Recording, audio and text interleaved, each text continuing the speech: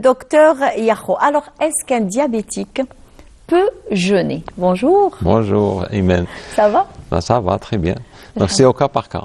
Donc c'est pas tous les diabétiques qui peuvent ne pas jeûner ou jeûner. Donc c'est au médecin traitant du diabétique de décider de concert avec le patient. Donc c'est une discussion entre malade et médecin. Donc généralement les malades qui sont sous comprimés. Donc il y a deux types de diabète. Il y a le diabète de type 1 qui nécessite de l'insuline à vie, c'est-à-dire que le pancréas ne fonctionne pas du tout. Là, dans ce cas-là, il est interdit de jeûner.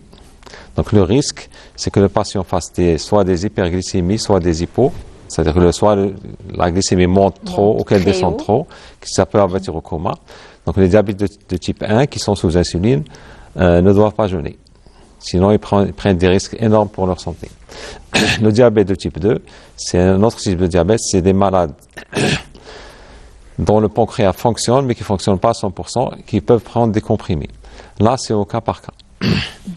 Au début de la maladie, les malades prennent des comprimés qui ne sont pas très hypoglycémiques, qui ne font pas trop baisser le taux de glycémie. Là, ils peuvent jeûner, mais au fil des années, il y a un épuisement du pancréas. Donc, il y a des nouveaux médicaments qui sont introduits chez ces genres de patients. Et là, c'est au patient de discuter avec son médecin pour décider s'il jeûne ou pas. Parce que souvent, dans ces diabètes de type 2, il arrive qu'on passe à l'insuline. Après quelques années, donc le pancréas ne fonctionne pas très bien. Et dans ces cas-là, il faudrait ne pas jeûner aussi.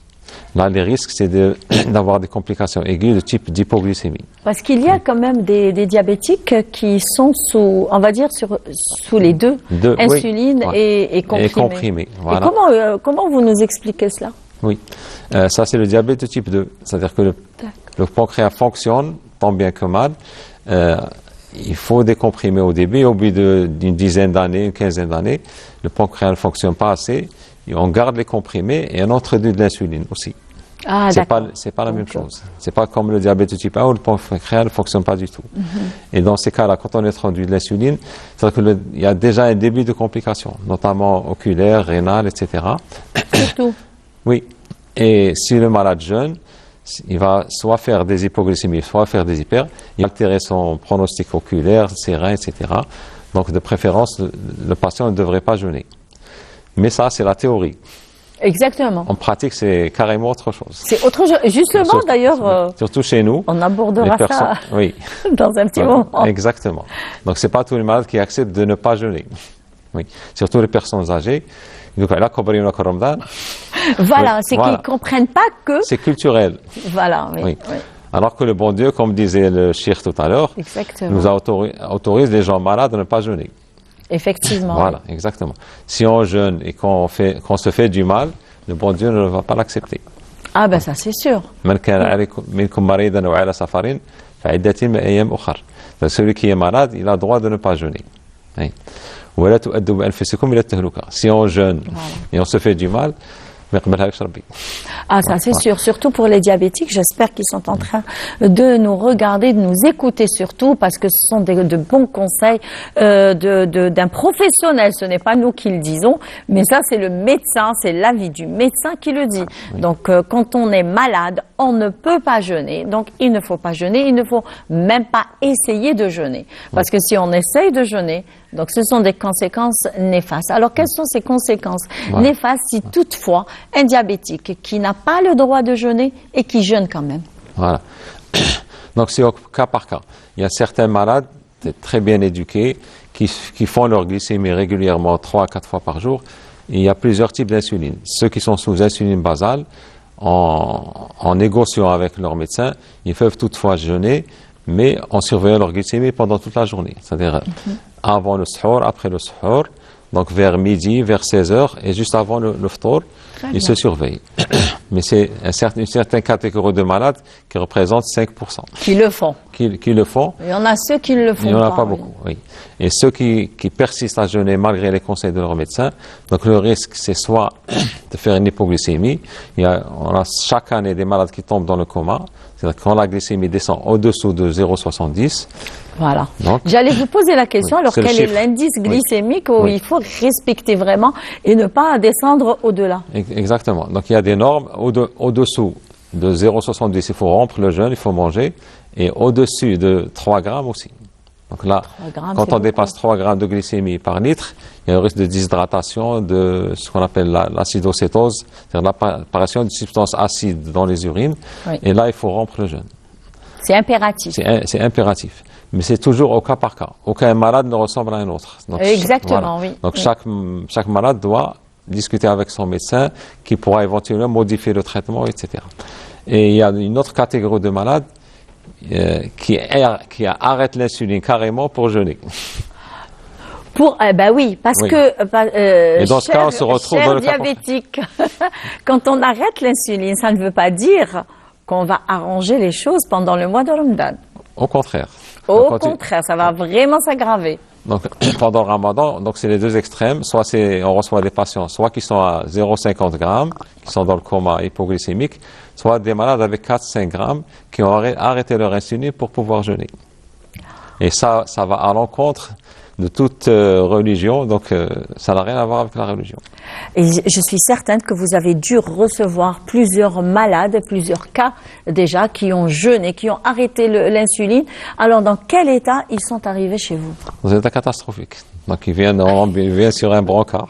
Ça, c'est le médecin qui vous le dit, dans Oui. un état catastrophique. Donc c'est Ouais. dans tous les Ouais. cas, Ouais. il faut se C'est référer malheureux. au conseil du médecin. Donc dernièrement, on a organisé. Donc je suis membre de deux associations, l'association des endocrinologues libéraux d'Algérie qui s'appelle ANDEL et l'association nationale d'éducation sanitaire, d'éducation thérapeutique. Donc on a organisé une rencontre à Batna. Il y avait environ 50 imams C'est bien. et plus d'une centaine de diabétologues. Et oui, la vie religieuse. Oui, la vie religieuse, c'était une grande communion. Donc les imams nous ont enseigné ce que disait le Coran, le Hadith, Sira Nabo et tout. Et nous, on leur a enseigné ce qu'était le diabète, les différents types de diabète, les malades sous comprimés, sous insuline. Et on est arrivé à un consensus. Ouais. Oui. Si le médecin décide qu'un malade risque de se faire du mal en jeûnant, haram alayhi hisam. Voilà. C'est carrément haram. C'est Oui. un péché. C'est un péché. Carrément. Et nous avons enseigné aussi aux imams qui ont fait le vendredi dernier la dars, ça va le dars al-Jumu'ah, sur ce sujet-là. Si les malades jeûnent contre l'avis de leur médecin, alors on fait le haram. Et c'est très important oui, d'ailleurs. c'est très Ça, important. c'est très important. Et d'ailleurs, dans notre consultation, dans notre clinique, personnellement, j'ai 5 imams qui se soignent chez moi. Ah, d'accord. Donc, c'est 5 vous imams diabétiques qui se soignent chez moi. Ah, d'accord. Donc, et attendez, est-ce que vous les impliquez pour Oui. conseiller Exactement. les malades? Oui. Ah, d'accord. Donc la Ah, ben, conférence ça, qu'on avait organisée à Batna, c'était dans ce ça, but-là. c'est très intéressant. Oui, oui. Il ne faut pas rester dans son coin. Il faut Exactement. faire des communions avec les autres Oui. catégories de la société. Donc j'ai 5 imams qui font les prières des tarawih, le trimestre de Jumu'ah, et les 5 imams ne jeûnent pas. Ah, ben, Ce voilà. sont mes patients parce qu'ils sont sous insuline. Ah, ben, voilà. Et ils ont accepté sans problème de ne pas jeûner. Donc si l'imam accepte de ne pas jeûner, que dire des autres? Ah, bah Oui. oui. Ah, bah oui. Oui. Alors, et Oui. comment se conduire pour passer un ramadan sécuritaire lorsqu'on vit avec un diabétique?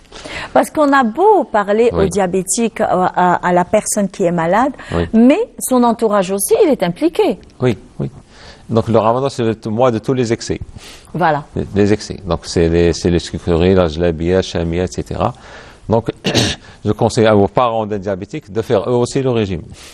En même temps. En même temps. Bah oui. Pour ne pas Et c'est très bon pour la santé. Pour ne pas que d'ailleurs. le patient se sente exclu. Voilà. Bah Il ne faudrait pas que j'ai un plat tout seul et les autres qui aient d'autres plats. Ah ben non, il faut tous Donc- manger ensemble d'ailleurs. D'autant plus quand C'est on le est même repas. quand on est parent des diabétiques, on risque de devenir diabétique nous aussi. Ah bah Le oui. facteur parce- est- Donc, quand Il y a- on est parent de diabétique, il faut faire le même Très régime. attention. Le même régime. Exactement. Éviter les sucres rapides et éventuellement les laisser en fin de repas.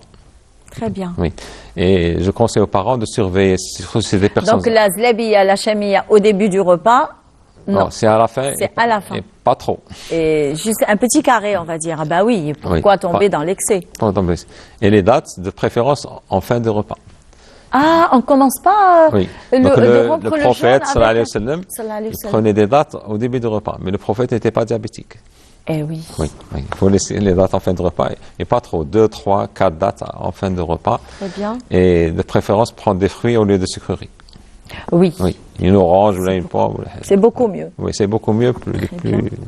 Oui. D'accord.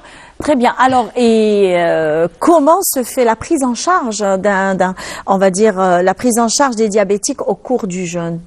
Comment elle se fait? Du point de vue médicamenteux, Point de vue médicamenteux, mais aussi la prise en charge d'un diabétique, par exemple, parce que certainement, il y a des diabétiques qui, dès que le mois de Ramadan commence, donc ils préfèrent aller voir son médecin régulièrement. oui, oui.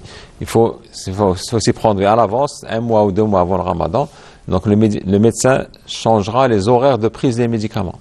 Il y a des médicaments, notamment les comprimés sulfamides, qu'il faudra pas prendre au moment du suhour. Il risque de provoquer une hypoglycémie pendant la journée. Donc il faudra les prendre au moment du ftour, au moment de la rupture du jeûne. Très bien. Voilà. Donc c'est au médecin de conseiller aux patients comment modifier les horaires de prise des médicaments. Et donc il peut faire son insuline peut-être avec certains types d'insuline, pas toutes. Certains. Et ça dépend du nombre d'injections. Des malades qui prennent 4 injections d'insuline par jour.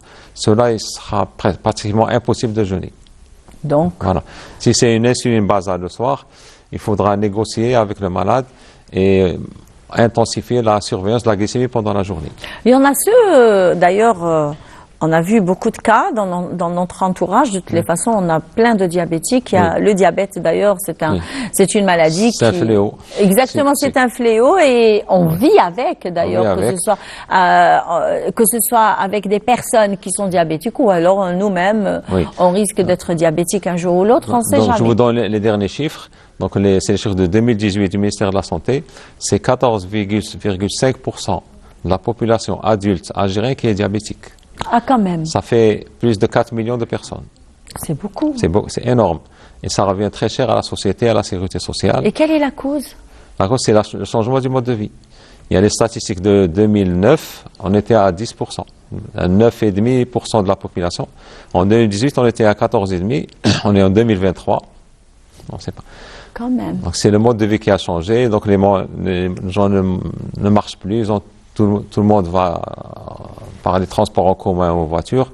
Et l'alimentation a beaucoup changé. Eh oui. Oui. Alors que beaucoup de soda, beaucoup de pizza, beaucoup de mayonnaise. Et les gens sont de plus en plus gros. Donc il y a les derniers chiffres aussi sur l'obésité des enfants. Ah oui. C'est pratiquement 20% des enfants qui sont obèses. Et l'obésité fait le lit du diabète, de l'hypertension, etc. Ah oui. Donc ces enfants obèses, c'est les diabétiques, les hypertendus de demain. Ça, c'est alarmant. Oui, c'est très alarmant. Et c'est mondial, c'est pas qu'en Algérie. Et comment changer tout cela? Se remettre au sport et revenir à l'alimentation traditionnelle. C'est-à-dire, quand vous dites l'alimentation traditionnelle. L'alimentation, ce que mangeaient nos grands-parents. On peut manger harira. Oui, harira, bien sûr. C'est bon alors. Le couscous aussi, le couscous complet. Il y en a sur le marché avec beaucoup de légumes dessus. Les laitages, fromage, le lait, etc. Il n'y a pas de problème. Et éviter tout ce qui est sucre rapide et les fritures. Ah oui. Nos grands-parents ne mangeaient pas de pizza, de mayonnaise et de oui, ça c'est vrai, oui. Il n'y avait pas de friteuse à la maison. Ah ben maintenant, il y a tous les électroménagers. Il y a tout ça. Donc il faut revenir à un mode de vie et ça commence dans certains pays. Chez nous, pas encore. Et ça, c'est pas bon du tout parce que c'est alarmant. Et le matin, il n'y a pas mieux que du pain et du fromage, de l'huile d'olive, pas des gâteaux, des millefeuilles. Parce que le matin, ils prennent il y a des enfants, d'ailleurs, on les a vus dans notre entourage. Et dans la rue, le matin, je vois tous les jours. 2 croissants le matin. 2 croissants. 300 c'est les sucrés et les jus du commerce. Donc tous les matins, voilà. Ça c'est du pur sucre, c'est pas du jus, c'est du poison pour moi. Il n'y a pas de jus dedans. Bon. Il n'y a que des arômes et du sucre. et de l'acide. Ah ben oui, il vaut mieux favoriser un morceau de pain, c'est mieux que un tout morceau ça. de pain avec c'est une tartine quoi, avec une du tartine, fromage oui. ou alors un peu de beurre, un peu de confiture et hop comme Oui. on mangeait avant. Hein. Oui, Pourquoi ça va changer maintenant, franchement? Oui. Ou alors faire préparer soi-même Oui. sa collation, peut-être pour les enfants, et ne pas leur acheter quand même des aliments qui leur font du mal justement Exactement. et qui déteignent sur leur santé aussi. Donc c'est pas évident. Oui. Donc et là ça c'est concernant tous les diabétiques. Oui. Alors qu'est-ce qu'il en est pour les cardiopathes et les hypertendus? Déjà l'hypertension, ils sont sous traitement. Alors de quelle façon ils doivent gérer? Oui, ça dépend de la gravité de leur état. Si c'est un hypertendu qui prend 1 ou 2 médicaments par jour, il fait bien sûr son régime, diminuer le sel, l'activité physique et partager son traitement entre le ftour et le suhour, c'est-à-dire entre la rupture de jeûne et le repas du matin. Là, il n'y a pas de problème. Au stade de complications, insuffisance cardiaque et tout, donc déjà le patient a déjà beaucoup de médicaments à prendre, il ne pourra pas tous les prendre entre le ftour et le suhour. Donc c'est ça aussi, c'est au cas par cas. C'est au médecin de décider si le malade doit jeûner ou pas. Si c'est un malade qui est, par exemple, une insuffisance cardiaque, qui a 7 ou 8 médicaments à prendre, il ne pourra pas jeûner. Non. Donc, et s'il jeûne, il va se faire du mal. Donc, le conseil du médecin, oui. Reconseiller, parce que nos patients, ils sont vraiment indisciplinés. Hein. Ils sont complètement à côté de la plaque. Je suis désolée, mais je sais, parce que moi-même, j'ai vécu avec des diabétiques, j'ai vécu avec, voilà, donc je sais comment ils sont. C'est vrai, ça fait du mal, parce que c'est un mois sacré, pas comme les autres mois, mais vous pouvez toujours compenser avec de la prière, la prière nocturne, les actions caritatives pendant le jour, et puis faire semblant comme si on jeûne, et de toute façon, vous allez partager avec nous un bon repas. Hein, comme l'a dit le Coran, il fait pas le jeûne et en ne jeûnant pas, il fait plaisir au bon Dieu. Exactement, exactement. Donc, voilà, exactement. Voilà. Donc, l'essentiel que vous conservez votre bon état de santé. Donc, merci beaucoup, docteur Yakhou. C'est un plaisir que de vous recevoir sur le plateau de Bonjour d'Algérie.